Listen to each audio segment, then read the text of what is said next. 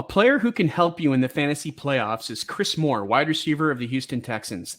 Last week, he had 10 catches on 11 targets for 124 yards. And with Brandon Cooks out with a calf injury and Nico Collins out with a foot injury, Moore is someone who you might be able to count on and rely upon, especially with his matchups coming up, which is against Kansas City, at Tennessee, and Jacksonville. Starting this week against Kansas City, they're the fourth worst team in terms of fantasy points allowed to wide receivers. So Chris Moore, someone that you can rely on as a flex option at worst. Another player you can look at if you need help at wide receiver in the fantasy playoffs is Giants receiver Isaiah Hodgins. He's had 6 targets each of the last 2 games and has scored a touchdown in each as well. He seems to have gotten the trust of Daniel Jones, and his upcoming matchups against Washington and Minnesota are really good, as Washington is 23rd against fantasy wide receivers, and Minnesota is dead last. So if you have Hodgins on your team, make sure to plug him in, and he'll perform for you in the fantasy playoffs.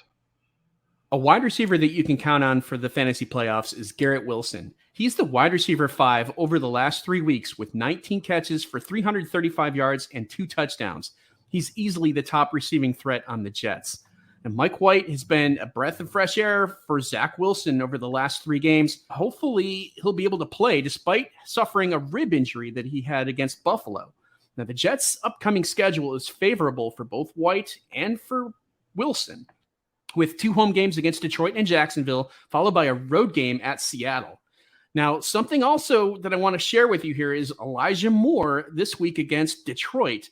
Moore is coming off a 6-catch for 60-yard game, but even better, Detroit has struggled against slot receivers, giving up a ton of yards to Wan'Dale Robinson, Isaiah McKenzie, Christian Kirk, and last week, KJ Osborne.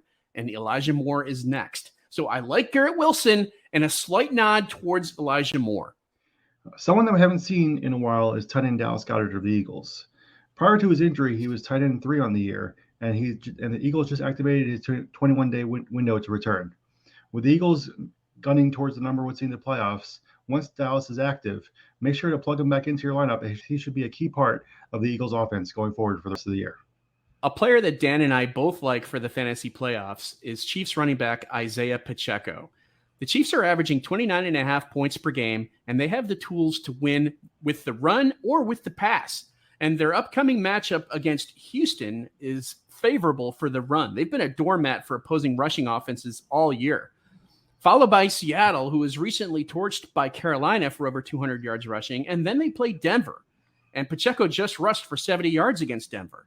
So the opportunity is there for him to thrive. We both like him as a dominant force when we need him the most.